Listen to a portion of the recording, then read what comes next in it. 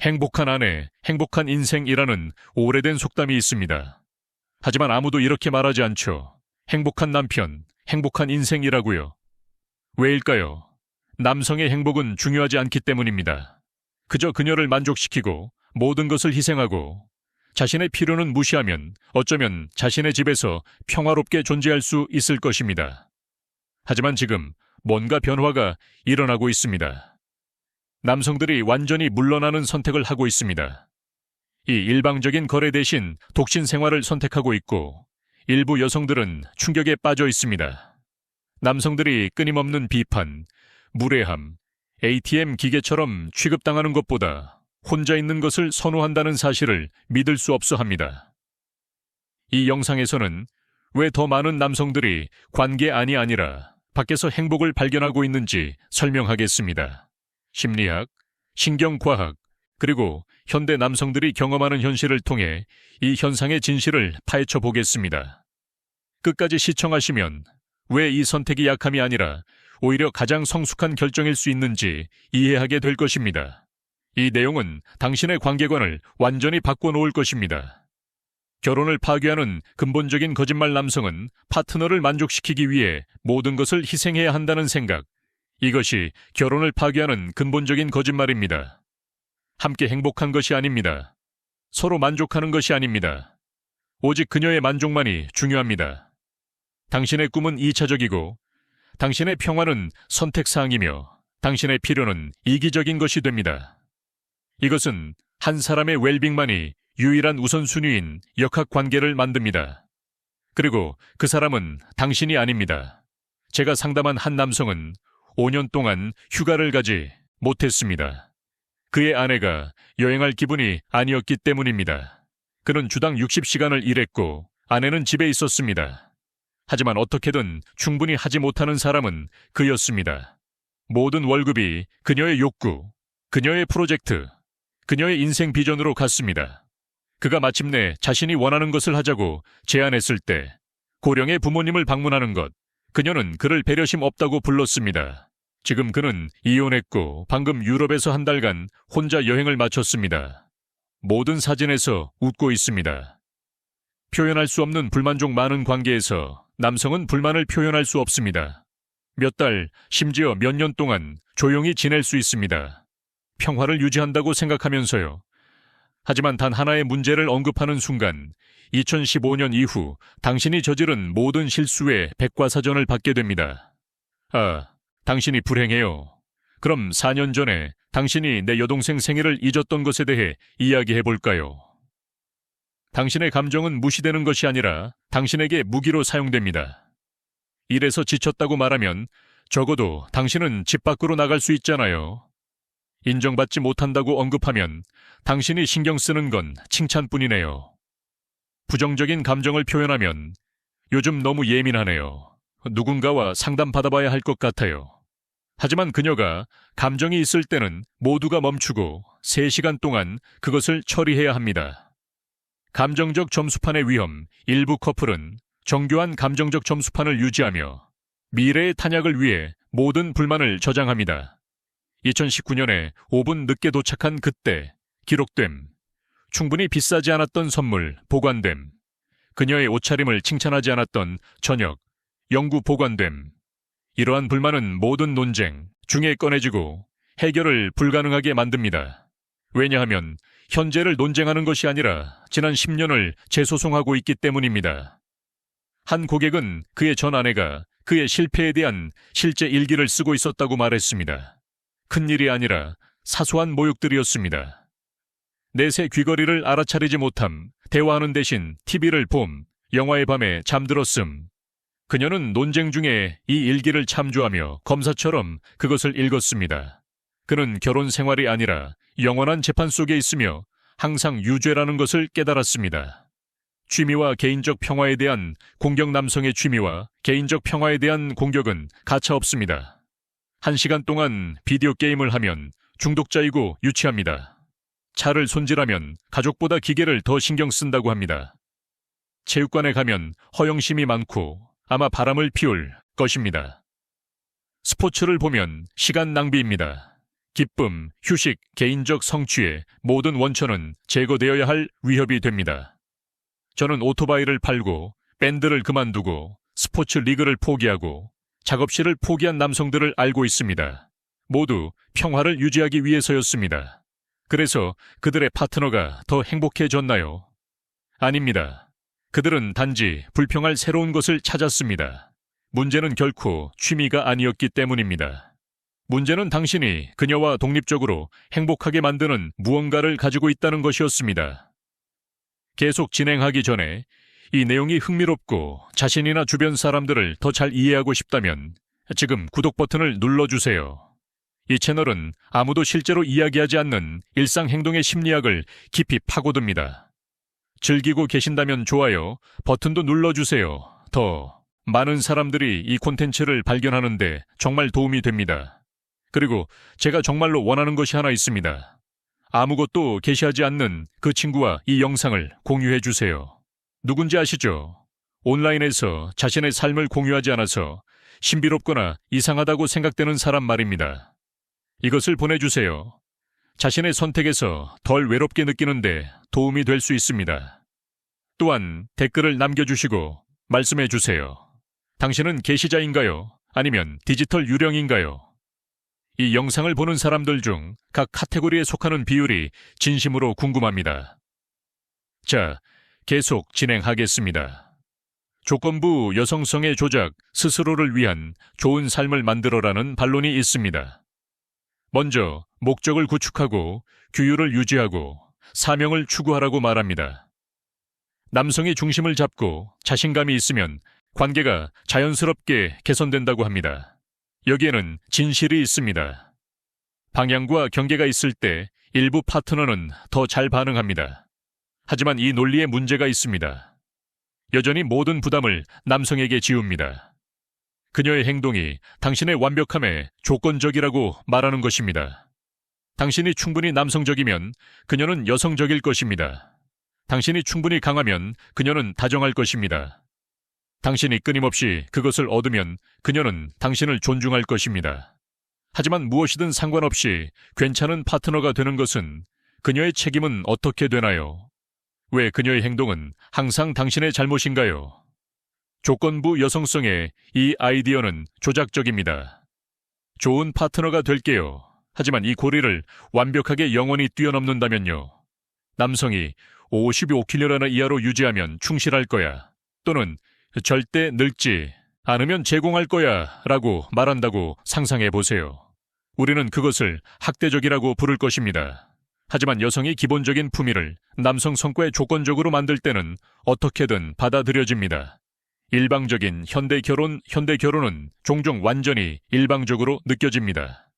일부 파트너는 끊임없는 노력, 끝없는 애정, 재정적 안정을 기대하면서 대가로 비판, 통제, 갈등을 제공합니다.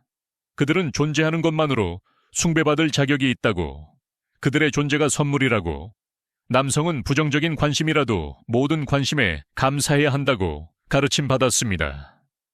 최대한의 관심을 요구하면서 최소한의 상호성을 제공하도록 가르치는 사고방식은 독성입니다. 관계는 추출 작업이 됩니다. 가능한 한 적게 주면서 얼마나 많이 얻을 수 있을까? 그들의 필요를 전혀 충족시키지 않으면서 얼마나 많은 필요를 충족시킬 수 있을까? 그들이 무너지기 전에 얼마나 많이 가져갈 수 있을까? 친밀감 사라짐의 진짜 이유, 신체적 애정이 사라질 때 그것은 명시된 이유에 관한 것이 거의 없습니다.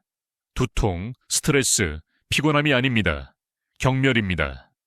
일부 파트너는 파트너에 대한 존경심을 잃었기 때문에 친밀감을 피합니다.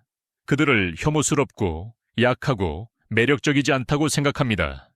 신체적으로가 아니라 정서적으로. 그녀가 요구하는 모든 것을 하는 남성은 척추가 없기 때문에 혐오스럽게 됩니다. 그리고 여기 잔인한 부분이 있습니다. 경멸을 통해 친밀감을 파괴한 후 그들은 종종 다른 곳에서 그것을 찾습니다. 그런 다음 발각되면 누구의 잘못인지 추측해보세요. 남편이 충분히 매력적이지 않고, 충분히 낭만적이지 않고, 충분히 흥미롭지 않았습니다. 당신이 나를 그렇게 만들었어요가 자신의 선택에 대한 책임을 질 수 없는 사람들의 구호가 됩니다. 경계 설정의 공포. 남성은 관계에서 경계를 설정하는 것을 두려워합니다. 모든 저항이 학대와 같다고, 안 돼라고 말하면 통제적이 된다고, 기준을 가지면 독성이 된다고 조건화되었습니다. 그래서 그들은 무례함을 참고 경멸을 받아들이고 비판을 견딥니다.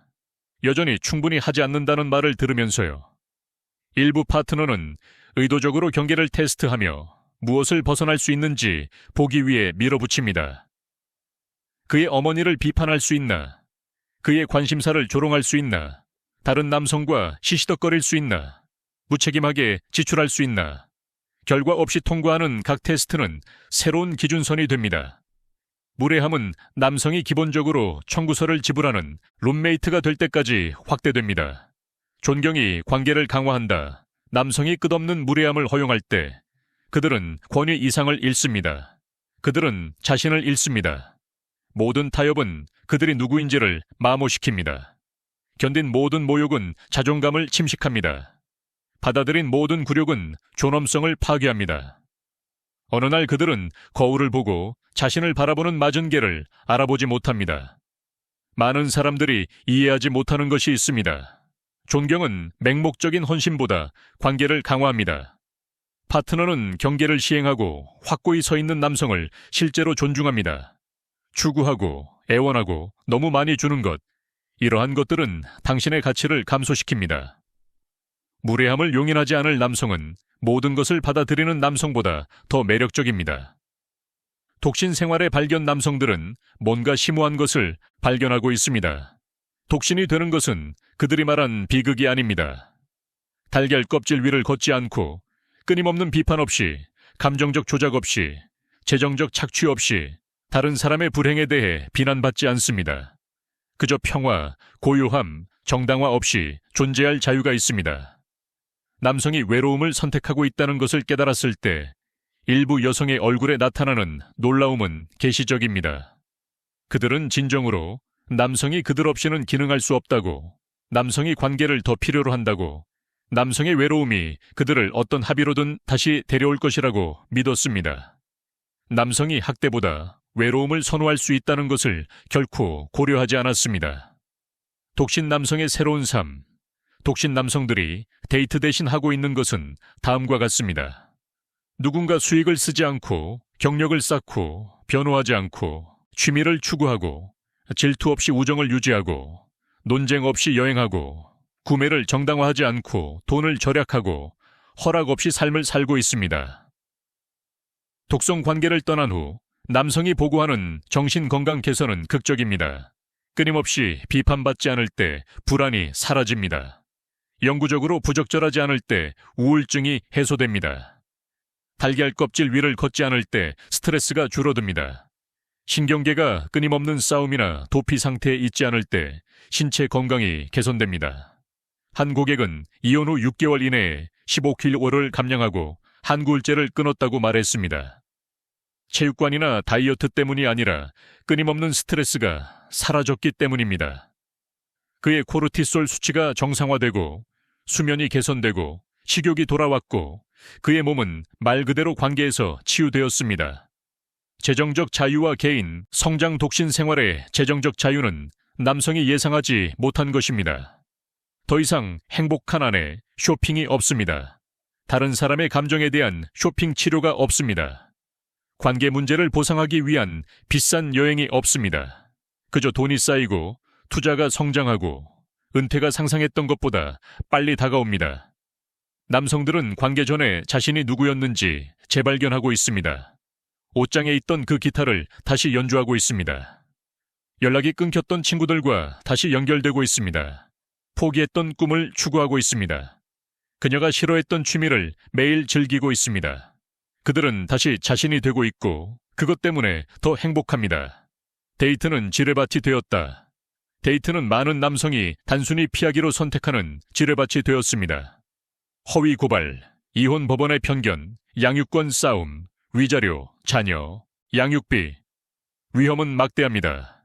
보상은 비판, 경멸, 통제입니다. 비용 편익 분석을 할 때 독신으로 남는 것은 논리적일 뿐만 아니라 자기 보존입니다. 젊은 남성들은 관찰하고 배우고 있습니다. 그들은 이혼으로 파괴된 아버지, 허위로 고발당한 형제, 조종당하고 버려진 친구들을 봅니다. 그들은 씁쓸하지 않고 교육받았습니다. 게임이 조작되었고 유일한 승리 플레이는 플레이하지 않는 것임을 이해합니다. 모든 사람이 소셜미디어를 삭제하고 다시는 게시하지 말아야 한다고 말하는 것이 아닙니다. 그것은 현실적이지 않고 솔직히 소셜미디어는 연결 상태를 유지하고 먼 가족과 중요한 순간을 공유하고 공유된 관심사에 대한 커뮤니티를 구축하는 데 유용할 수 있습니다. 요점은 게시가 나쁘고 게시하지 않는 것이 좋다는 것이 아닙니다. 요점은 의도적이어야 한다는 것입니다. 자신에게 물어보세요. 왜 이것을 게시하는가? 진정으로 의미 있는 것을 공유하고 싶기 때문인가? 아니면 인정을 구하는 것인가? 실제로 중요하지 않은 사람들에게 무언가를 증명하려고 하는가? 행복을 느끼는 대신 연기하고 있는가? 이것들은 어려운 질문이지만 물어볼 가치가 있습니다. 디지털 유령, 게시하지 않는 사람들은 스스로 이러한 질문에 답했습니다. 그들은 비용이 이익의 가치가 없다고 결정했습니다.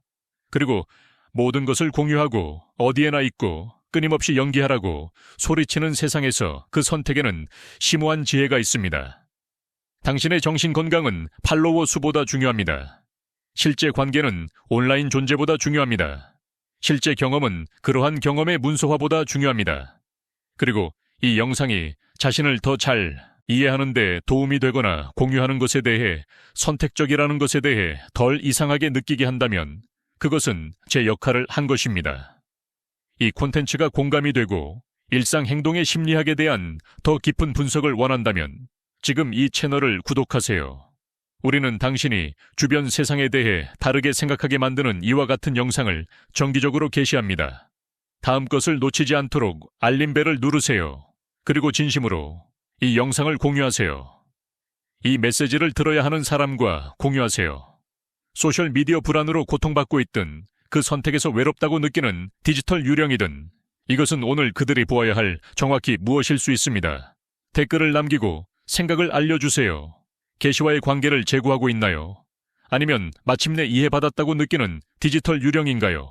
모든 댓글을 읽고 진심으로 당신의 관점을 알고 싶습니다. 시청해 주셔서 감사합니다. 다음 영상에서 만나요. 진정성을 유지하고 현재에 머물고 기억하세요. 당신의 가치는 좋아요로 측정되지 않습니다.